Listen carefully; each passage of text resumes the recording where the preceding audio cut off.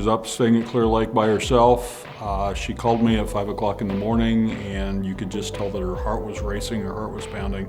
She called me and said, "I'm dying." And I told her, I said, "Get off the phone with me, call the ambulance, get to the hospital." We did not realize at the time that it was the NMDA autoimmune encephalitis. What's going on with NMDA receptor autoimmune encephalitis? To break that down, autoimmune means your body is attacking itself.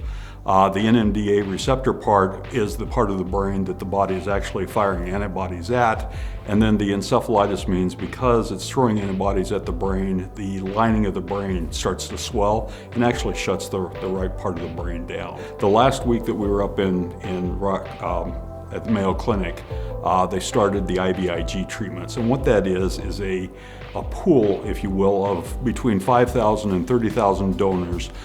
They mix their donated plasma together, and it gives kind of a broad spectrum immunity, if you will, to the immune systems after the immune system has been attacked. So it's very important for these patients that have the different autoimmune diseases to get this IVIG.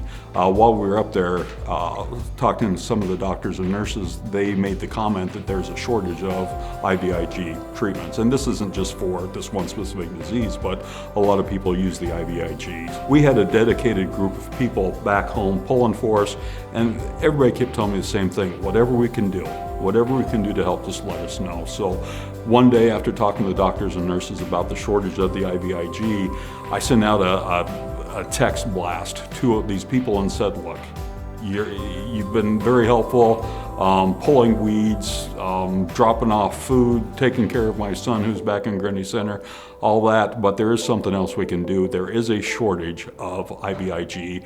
Would you mind donating blood and plasma to help not just Sue, but to replenish the stock from what everyone else has donated as well?" So Sue is doing fantastic. It is 6.5 months after she was first diagnosed with it.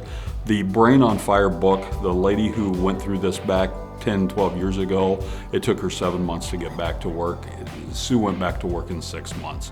It's tough for me to keep up with her anymore. She's back on the run, and I'm having a tough time keeping up. So she's doing fantastic. She still has a few issues, but the doctors, the neurologists, when we went back up to Mayo, said probably within a year or two, everything will be cleared up. They're expecting, well, they said she's 95%, over 95% cured now, or recovered now. They're expecting a near full recovery. So she's doing fantastic. I got my Sue back, so I'm happy about that.